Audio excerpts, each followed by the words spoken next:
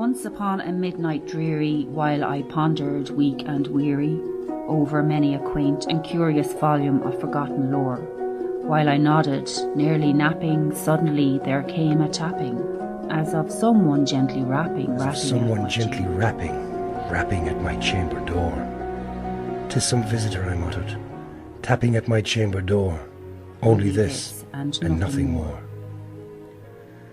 Distinctly I remember, it was in the bleak December, and each separate dying ember wrought its ghost upon the floor. Eagerly I wished the morrow. Vainly I had sought to borrow from my books surcease of sorrow, for the lost Lenore, for the rare and radiant maiden whom the angels named Lenore, nameless here forevermore.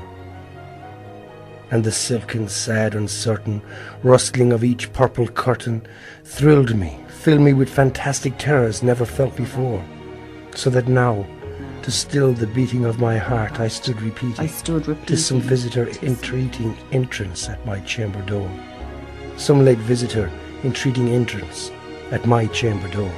This it is, and nothing more." Presently my soul grew stronger, hesitating then no longer.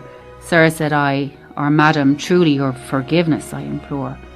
But the fact is, I was napping, and so gently you came rapping, and so faintly you came tapping at my chamber door, that I scarce was sure I heard you. Here I opened wide the door. Darkness there, and nothing more. Deep into that darkness peering, long I stood there wondering, fearing, doubting, dreaming dreams no mortal ever dared to dream before. But the silence was unbroken, and the stillness gave no token, and the only word there spoken was the whispered word, "Lenore." This I whispered, and an echo murmured back the word, "Lenore." Merely this, and nothing more. Back into the chamber turning, all my soul within me burning, soon again I heard a tapping, somewhat louder than before. "Surely," said I, "surely that is something at my window lattice. Let me see then what there it is, this mystery explore. Let my heart be still a moment, and this mystery explore. 'Tis the wind, and nothing more." Open here I flung the shutter, when, with many a flirt and flutter, in there stepped the stately Raven of the saintly days of yore. Not the least obeisance made he, not a minute stopped or stayed he, but with mine of lord or lady perched above my chamber door. Perched upon a bust of Pallas, just above my chamber door, perched and sat, and nothing more. Then this ebony bird beguiling my sad fancy into smiling, by the grave and stern decorum of the countenance it wore. "Though thy crest be shorn and shaven, thou," I said, "art sure no craven, ghastly grim and ancient raven wandering from the nightly shore. Tell me why thy lordly name is on the night's Plutean shore." Quoth the Raven, "Nevermore." Much I marvelled this ungainly fowl to hear discourse so plainly, though its answer little meaning, little relevancy bore.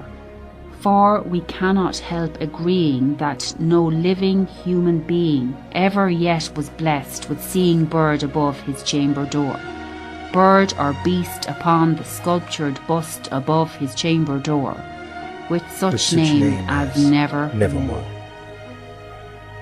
But the Raven, sitting lonely on the placid bust, spoke only that one word, as if his soul in that one word he did outpour.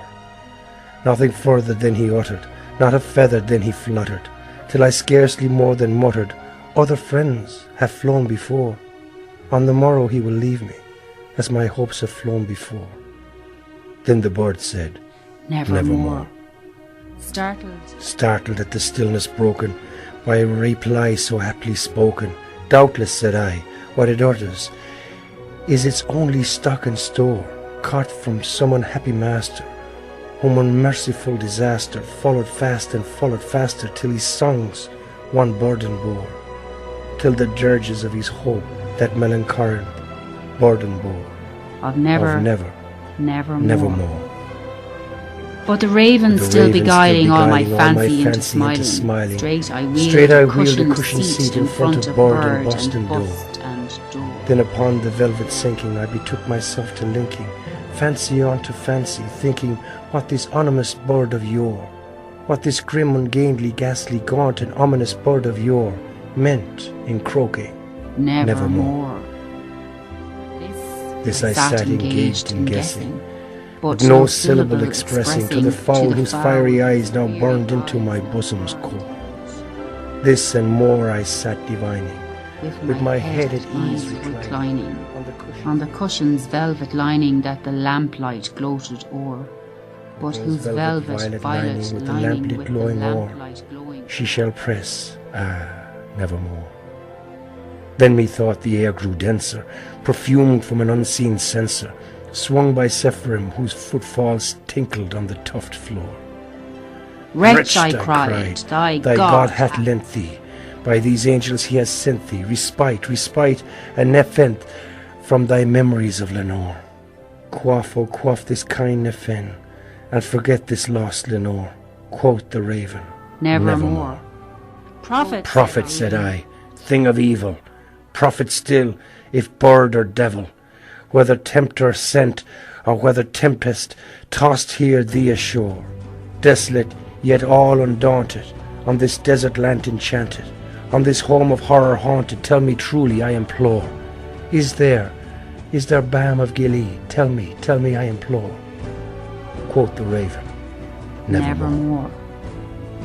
Prophet, said I, thing of evil, prophet still, if bird or devil, by that heaven that bends above us, by that God we both adore, tell this soul with sorrow laden, if, within the distant Aegean, it shall clasp a sainted maiden, whom the angels named Lenore, clasp a rare and radiant maiden, whom the angels named Lenore.